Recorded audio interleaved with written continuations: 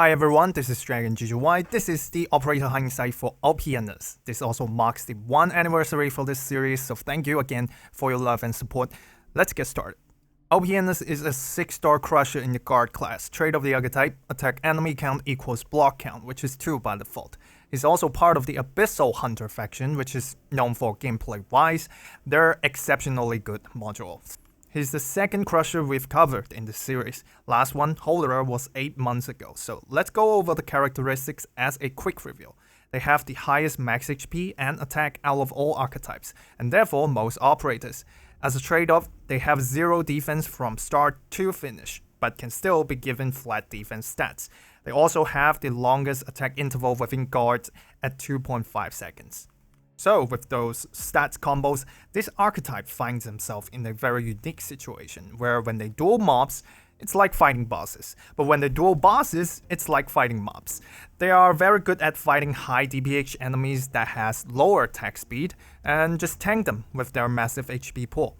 On the other hand, they are not favored against enemies with high attack speed, because even though they hit really hard, their long attack interval plus the 0 defense let enemy puts in way too much damage before being killed off. But that formula changes a little bit with Ulpianus. His talent 1, when taking damage, restores 100 HP to self. When HP is below 50%, restores 160 HP instead.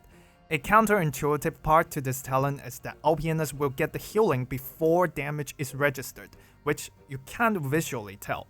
This can make him survive seemingly fatal damage if his current HP plus the healing is more than the damage he's gonna take. He also gets the healing on receiving damage, not taking damage, which means that when he doesn't actually take the damage by dodging or other various reasons, he still gets the self-heal regardless. This mechanic is at least equivalent to defense and superior when working with damage reductions or sanctuary, which we'll elaborate in just a sec. Ulpianus will heal significantly from cheap but frequent damage, like all sorts of DOT from enemy or the environment, Originium tiles, Toxic Mist, Nethersea Brand, the burn from Pompeii or Tallulah, you name it, and there are surprisingly quite a lot of them. It does alleviate Crush's weakness against low DPH but high frequency damage. Generally for Ulpianus, the faster and weaker these damages are, the better, and this threshold does get more significant with skill 2 later on. So let's do a little comparison between Ulpianus and Holderer's survival talent, and what if Ulpianus' talent is a defense equivalent. Table on the right here is the damage that they take against different DPH. It's clear that the heal talent is just better than defense, and Sanctuary is better against higher DPH. So that marks a pretty clear line as to the different advantages of our two crushes. Ulpianus survive against cheap, high-frequency attacks more, and Holderer is better against high DPH. Something to point out as well is that when taking arts damage, the lower the DPH, the more significant the return. So for 200 arts damage, it's basically 80 resistance, and 32 against 500. Then if you add additional sanctuary or damage reductions, you'll find that Ulpianus' heal talent gains the upper hand. It's easy to break down why it benefits more than just defense, because damage reduction comes after defense calculation. You break this bracket, you'll realize that the effect of defense is watered down, whereas the healing doesn't, because it's not involved in the damage calculations. So even when we play it fair and give Holderer his module, which now gives him 31% sanctuary, you'll see that the 30% damage reduction works better alongside the self-heal. This comparison does mean something because Ulpianus do have a very reliable damage reduction provider, Gladia with module level 3, while Holderer kinda gets the shorter end of the stick because Sanctuary doesn't stack with more Sanctuary, so he's likely gonna be stuck with the 31% without much sources that can give him damage reductions. Next we have Talent 2. Each time when defeating an enemy, increases max HP by 120 and attack by 30, stacking up to 9 times, 10 times with potential 5. Other Abyssal Hunter operators receive 50% of the increase. So this increase is actually an attribute increase, meaning that it's calculated as direct addition. If you don't know what that means, let's use the Holoheyak example again, although she's not really an Abyssal Hunter, okay? Basically, the increase goes to here, before everything, so it's gonna be amplified by attack multipliers and attack skills, unlike Inspiration that we talked about last time, which is after attack multipliers. In case you are confused, this talent is only stacked by Ulpianus. It's only effective when he's deployed, and will reset after retreating. Other AH members don't help him stack the talent, they just synchronize with Ulpianus' progress and get their half. For example, Ulpianus defeated 5 enemies, you deploy Scotty, she immediately gets her 5 stacks of half of bonus. If you translate the full buff to numbers, it's basically about 17% increase to Ulpianus' damage. Those stats buffs are amplified by his own massive multipliers and the cumulative buffs from the AH faction. The number one beneficiary here is the percentage-based HP recovery of Gladia. Everyone getting more HP means everyone is healing more per second, especially Ulpianus. It can get harder to stack against high quality but low quantity situations, or when you use Ulpianus just to duel bosses, where he gets less chance to stack up. Finally, this buff honestly isn't that impactful to others, considering that they either don't improve much from it or just straight up don't need it that much. Next, let's talk about his Module X, which is expected to be in 3 months with the Delicious on Terra collab. Also check the stats, max HP plus 510, attack plus 120. Trade update now increases healing received by 20%. Upgrades go to Talent 1, the standard self-heal increased to 130 per instance, increased healing threshold up from 50 to 60%, and restores 175 HP now.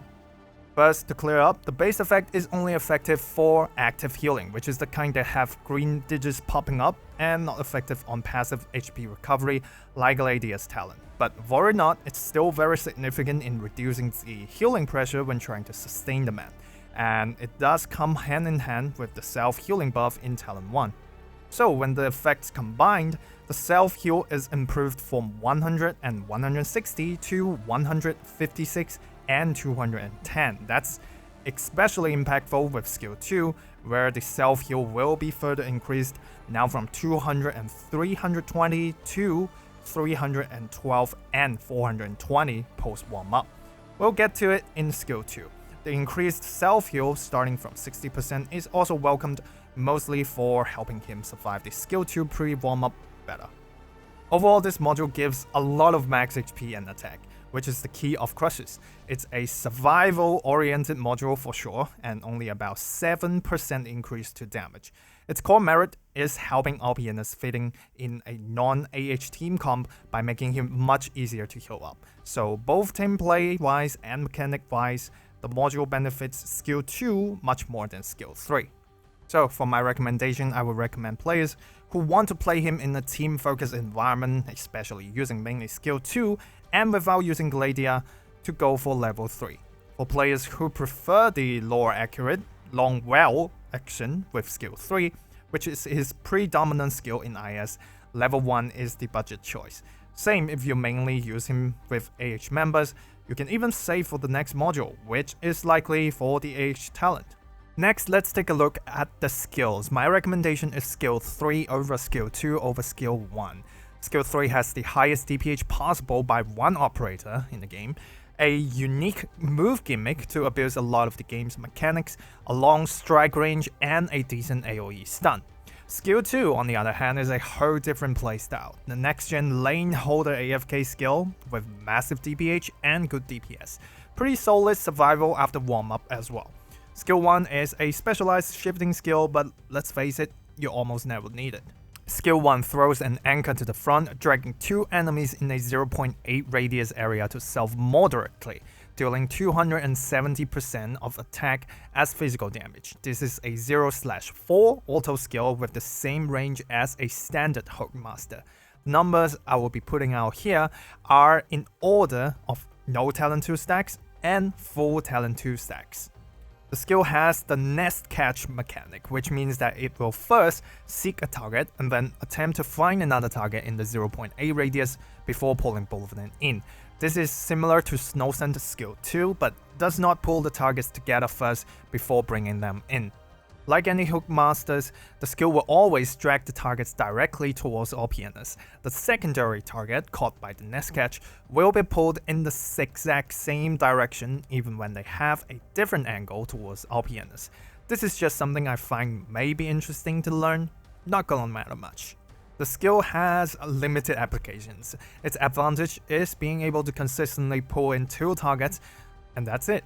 It will prioritize targets that is furthest from himself like Hookmasters, but since he can't be deployed on a ranged tile, it could lead to leaking. He also doesn't have the significant pull force and DP advantage of Hookmasters, so there's really no point in using him just for this. That's a pass. Skill 2 increases the effect of Talent 1 to 2 times, block plus 1, max HP plus 60%, attack plus 160%. This is a 0/70 warm-up skill with unlimited duration.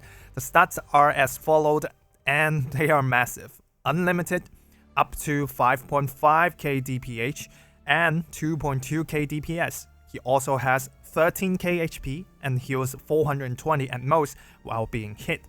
Meaning that if you do 400 damage per hit, you're literally healing him no matter how fast you attack. Even if you double that, it's gonna take like 20 hits to kill him, but good luck surviving that long against his damage. Skill 2 has the highest attack in any AFK skills, and it's not even close. It cracks open almost any enemy, or to be honest, any enemy. It's so high that after accounting for the 2.5 second attack interval, his DPS is still decent. So if we take a look at our previous candidate for this lane holding job, Blaze does 2.1k DPH and 1995 DPS. So Ulpianus, using the no module stats here, deals almost 2.5 times the DPH with a slightly better DPS. So realistically, this skill is just superior to Blaze skill 2 damage-wise. Then in terms of survival, well, you guessed it, he's very vulnerable during warm-up, and in practice, he's gonna need extra help most of the time, which is a notable drawback compared to others, but he's also extremely durable after warm-up. He can heal himself up from cheap damage below the self-heal number, 320 before module, 420 after module. Now you may say, hey Dragon, you said in the Holder episode that giving Crushers more block count can be devastating to them, and it showed on Holder, so how is it different on Ulpianus? Well, first of all, you should always remember that Holder skill 2 is a stun knock skill, not a lane holder skill. Second, Ulpianus has a massive HP pool to tank damage. He has high damage on top of that to ensure that while it can be dangerous to block more enemies who potentially wrecks him fast, he just kills them off before they do. That's not mentioning that he gets healing from the damage, so the skill design makes sure that he's ready and designated for lane holding, and then finishes off with the block plus 1 to make sure that he doesn't leak between attacks, which you can imagine would likely happen without it. For Synergies, I think it's pretty obvious that his best partner is Gladia with her Module X level 3. It provides 30% damage reduction and a 3.5% max HP per second recovery, which is up to 474 HPS. So it's not hard to understand why she's the best support for him. Gladia being anywhere on the map serves the same effect from an Abjurer with double the Sanctuary, although not actually Sanctuary, plus an AR altar healing Ulpianus with skill 1 all of the time. But is that the only way to make Ulpianus work in daily? Personally speaking, not at all. We have Saria plus Blaze for AFK, but Shu plus Ulpianus is also a way to go. You can put Shu behind Ulpianus or sideways diagonally so that he hits both lanes. The Sanctuary, passive healing, plus skill 1 or skill 3 should be enough to get Ulpianus through his warm-up. You can also go with a medic instead, but you may need better ones depending on the enemies he's facing. The main issue with just medics is that it could lead to leaks before warm-up. He's block 2 by default after all. Saria is also quite doable, perhaps skill 2 if it isn't that intense, and helps him charge up faster. Overall, knowing what he can do after warm-up, it's worth it to bodyguard him through the 70 seconds. AFK comms usually consists of a core damage unit, a tank heal hybrid, and potentially other supports. Ulpianus as a damage unit has clear advantages. He can tackle both offensive and defensive enemies, including bosses, which can become too much for an AFK comm to tank or tackle, so you need to put in more units to help. Compared to other damage units, he's much more reliant on support before warm-up, but also much less reliant on them afterwards. And there is legitimacy to having Gladia as a support. First, she doesn't need to be next to Ulpianus at all and can do her job somewhere else. She's free, potential 6 guaranteed, and can be picked up and built anytime now, where some other options like Shu and A Alter are limited. For drawbacks, she doesn't tank and block as reliably as Guardians, which I think isn't a very big problem. She does require a level 3 module as well, but that shouldn't be a very big ask either. Next, we have skill 3, max HP plus 80%, attack plus 260%. Immediately throws an anchor forward, stopping when hitting a target or reaching the max distance, dealing 160% of attack as physical damage to all enemies in a 1.8 tile radius, and stunning them for 6 seconds. If the anchor stops on a tile that he can deploy on, Ulpianus will move to the tile. This is a 20/25 second skill. Can be manually deactivated, and when the skill ends, Ulpianus will return to his original position. You can find the stats in the table, and they are astronomical. The Anchor Crush can deal up to 10k damage. He's the first to be able to deal 5-digit DPH in standard game modes on his own. The skill deals up to 88k damage and a very respectable DPS of up to 3,500, with an even higher HP pool at 15k. By the way, the range of this skill is 6 tiles in front, so that's 1 tile more than the Blast Caster range. Now let's break down the skill's mechanics, and there are a lot. Step 1, after activating the skill, apply the max HP and attack increase immediately. Step 2, he'll perform target seeking. For this part, he'll seek a target tile instead of enemies, and enemies must be in the tile to be targeted by the anchor, which means their center must be in the tile. And since enemies have a 0.1 radius, there are situations where Ulpianus will be able to target an enemy with auto attacks, but they are not actually in the tile in front of him yet, like the diagram shown here. Since they are still in the blue tile, if you use skill 3 at this point, the anchor will miss the target. That aside, let's take a look at the targeting principle using this flowchart. First, if Ulpianus is blocking an enemy, the anchor would just land on the tile that he's currently on with 0 flight time. If he's not blocking, then searches if there are any enemies in the range. If so, target the closest tile that has enemies on it. If not, the anchor will then target the furthest tile. But do know that when the original range exceeds the map's boundary, the one tile of map boundary will be regarded as the furthest tile, like showcased in the diagram on the right. The anchor will land on the red tile when no enemy is present. After confirming a target tile, Ulpianus throws the anchor towards it, which flies at 15 tiles per second or 2 frames per tile. And on the frame that it reaches its destination, it will deal the AoE damage and stun in 1.8 tile radius. That's a very big range as visualized here. For comparison, Horn Skill 1 explosion range is 1.7 tile. Now that the anchor has landed, it's time for Ulpianus to make the move, and we're now at step 3, destination seeking. This only happens after the anchor has landed. First, find out whether the anchor landing spot is deployable. If so, just move to that tile. If not, see if the tile behind the landing spot is deployable, and move to that tile instead if the answer is yes. Otherwise, move to the tile that he's currently on. I know that sounds a little bit weird, but we'll get to it in just a sec. This also explains why sometimes Ulpianus will overfly and land behind a target. The anchor seeks the target when they're on that tile, but by the time the anchor actually hits and Ulpianus move, the enemy may have moved a little bit to the tile in front. So again, if the map boundary cuts the range short, and since boundaries are always undeployable, when Ulpianus bangs a wall with his anchor, he'll attempt to move to the tile behind the boundary if it's deployable. After the destination is marked and confirmed, it's time to move. So let's talk about move. It's a new mechanic introduced alongside Ulpianus. It's a redeployment without retreating and with the same HP percentage at the destination. It doesn't increase the DP of his next actual redeployment and does not reset his talent 2 stacks. and will maintain his current skill progress. Other than these special treatments, it has the same characteristics as redeploying. 1. It resets all buffs. He doesn't bring Warframe skill 2, read all the skill 2, or any other buffs with him when he moves. But do remember that the Anchor Crushing enjoy these buffs because it happens before he moves. 2.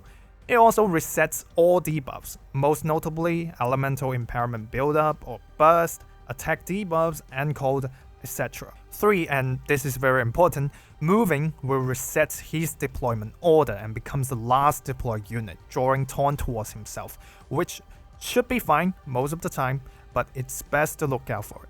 Overall, there are pros and cons to how this mechanic works, but I'd say the pros generally outweighs its cons.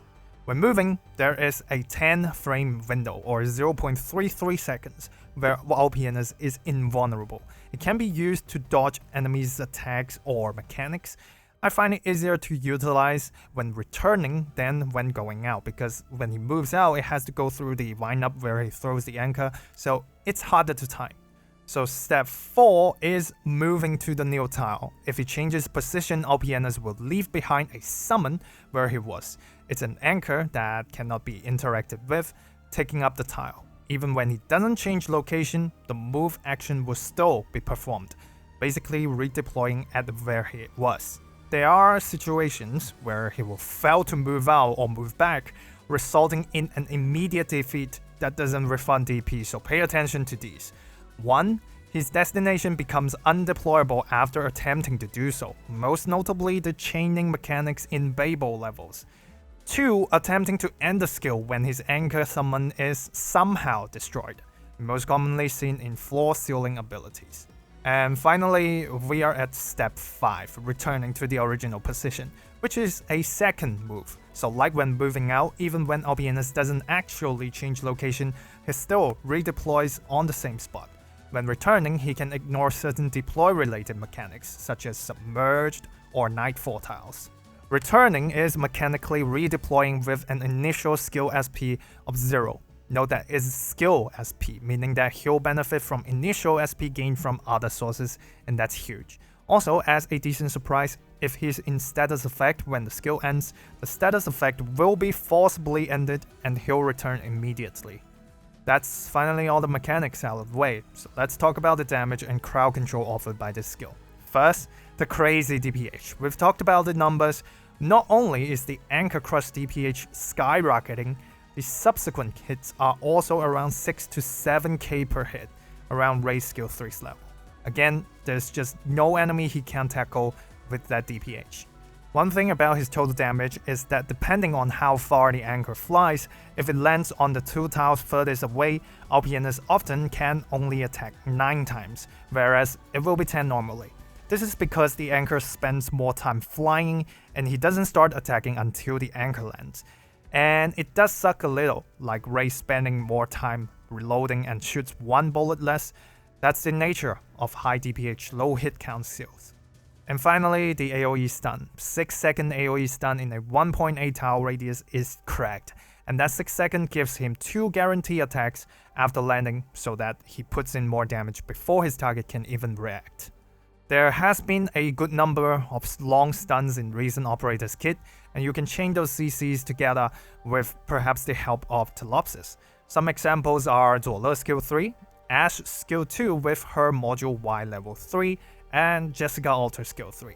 Also, when you mainly want the stun out of this skill, you can choose to crush the enemy with the anchor, then turns off the skill immediately to increase the CC coverage. That's a legit playstyle. There are a good number of applications for move. You can use it to cleanse stuffs like Elemental Impairment Buildup, status effect, or some of the lock-on or lasting effects from enemies, like the Matzi trying to kidnap him, or the teleport from the Witch King. There are lists for you to discover. You can use it to dodge or trick enemy damage, like the Londinium Defense Artillery, which is flashy and honestly he can just tank it instead. The invulnerability can also be used to dodge insta-kill mechanics like Emperor's Blade. He can benefit from various on-deploy effects like picking up and depositing resources in RA and all the on-deploy related relics in IS. So, to conclude, this skill has a very different playstyle to skill 2. It's more of the hit and run gameplay where he deploys around the team, move to the distance, get the job done, then return to receive support and healing. He's less reliant on AH team buffs, especially Gladia with this skill. It has the stun to provide some damage window, hit and run to avoid fatal damage, and quit the fight he can win.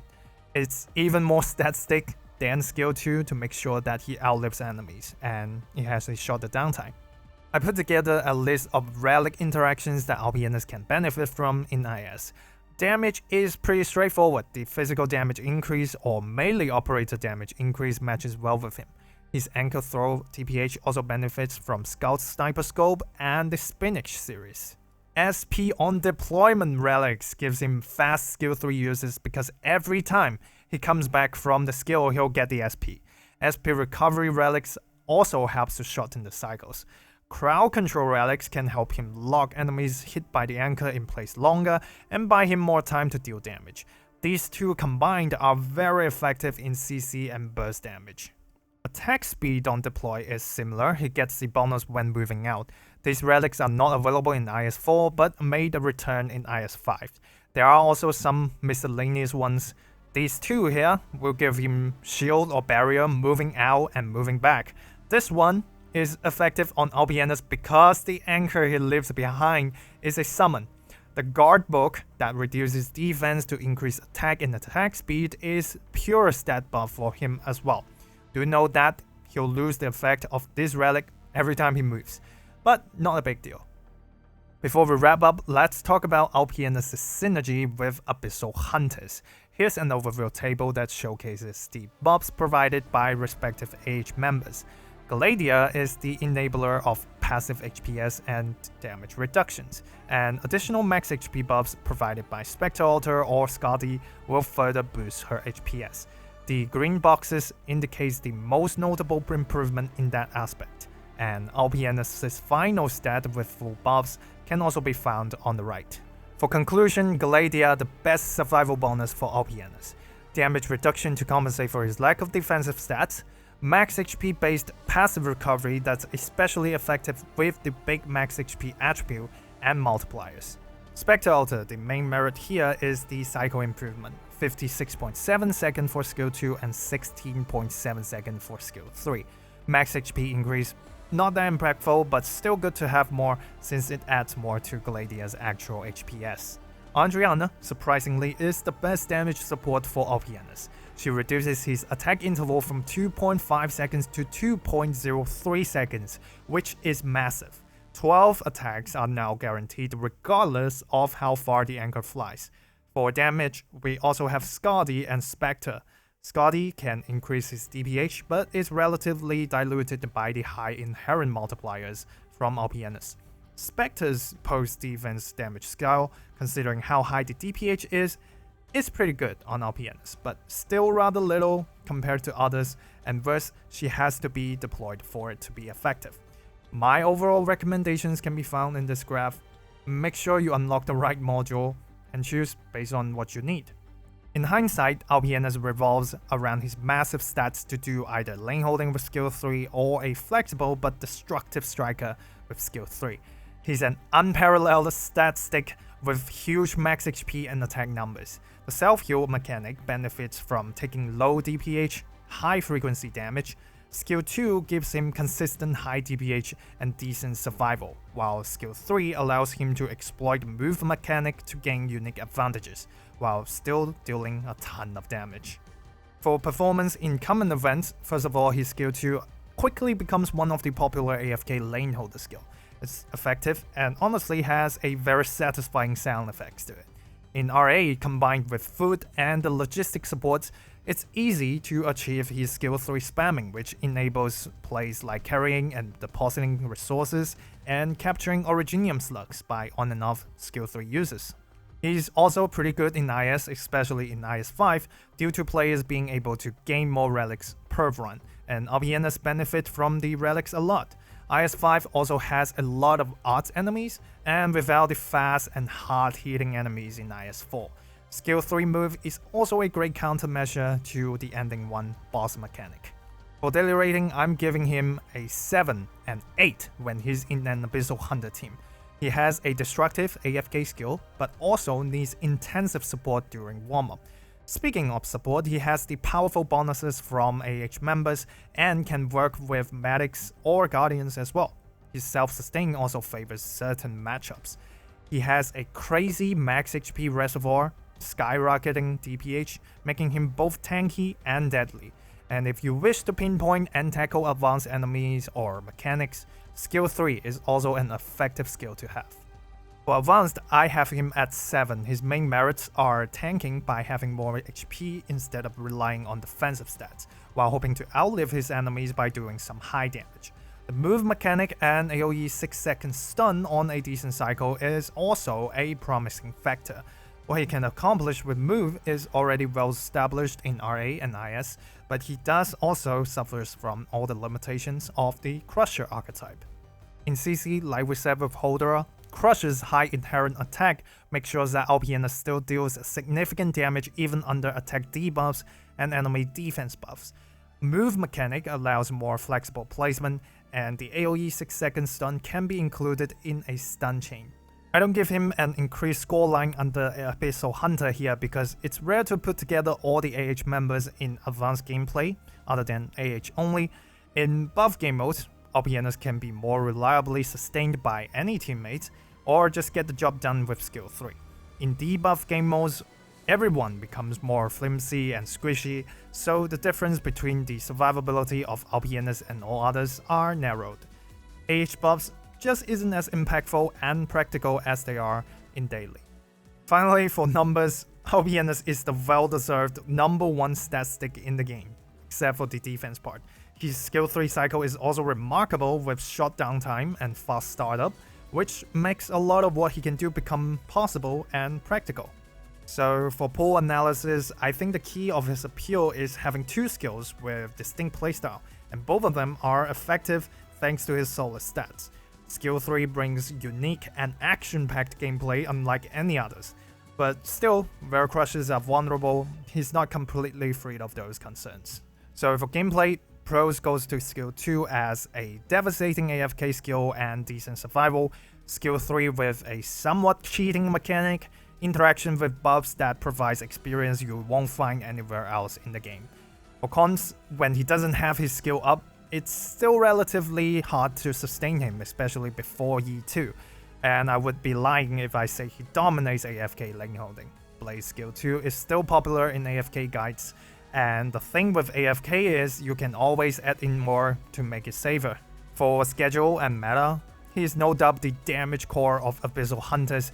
Gladia and Andriana as the most impactful teammates for his survival and damage are a welfare 6-star and a long-time 5-star respectively, so it isn't very hard to get and build them for more effectiveness.